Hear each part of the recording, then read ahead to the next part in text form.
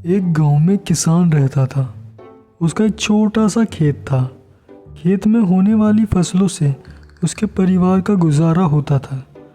इसीलिए वह हर दिन कड़ी मेहनत करता ताकि उसके खेत में अच्छी फसलें हो सकें। बुआई का समय आ चुका था। किसान अपने खेत में बुआई के काम में लगा हुआ था। एक दिन खेत में गड्ढा खोदते समय उसे जमीन में गड़ा हुआ एक मटका मिला। वह मटका आकार में बहुत बड़ा था, इतना बड़ा कि उसमें पूरा का पूरा इंसान ही समा जाए। किसान मटके को देखकर सोचने लगा, अरे इतना बड़ा मटका, इसमें तो एक साथ कई 100 लोगों का खाना बन जाएगा। इसे घर ले जाता हूँ। जब किसी अवसर पर घर में मेहमान आएंगे तो ये मटका काम आएगा। उसने मटके को जमीन से निकाला और खेत के किनारे लगे एक पेड़ के नीचे रख दिया। उसके बाद वह फिर से काम में जुट गया। दोपहर में जब खाने का समय हुआ तो अपनी कुदारी को जमीन से निकालकर मटके में डालकर वह पेड़ के नीचे बैठ गया खाना खाने।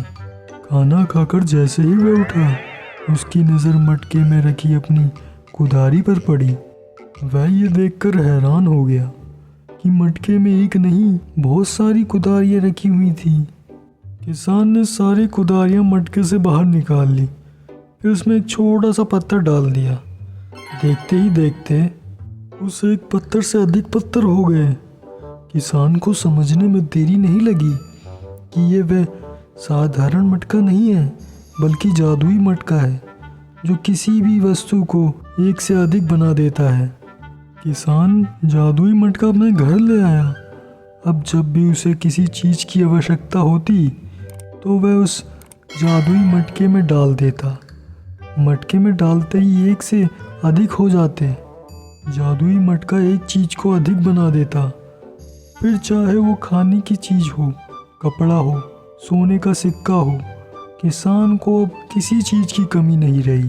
वह दिन पर दिन धनवान होता गया। किसान की धन और संपत्ति की बात उस राज्य के राजा के पास पहुंची तो उसने उसका भेद जानने के लिए अपने गुप्तचरों को उसके घर भेजा।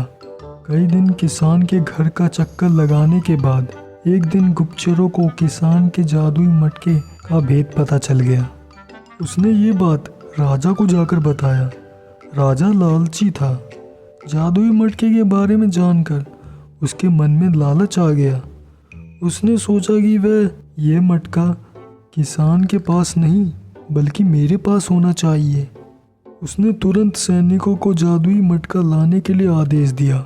जब सैनिक जादुई मटका लेकर राजा के पास पहुंचे तो किसान भी पीछे पीछे आ गया।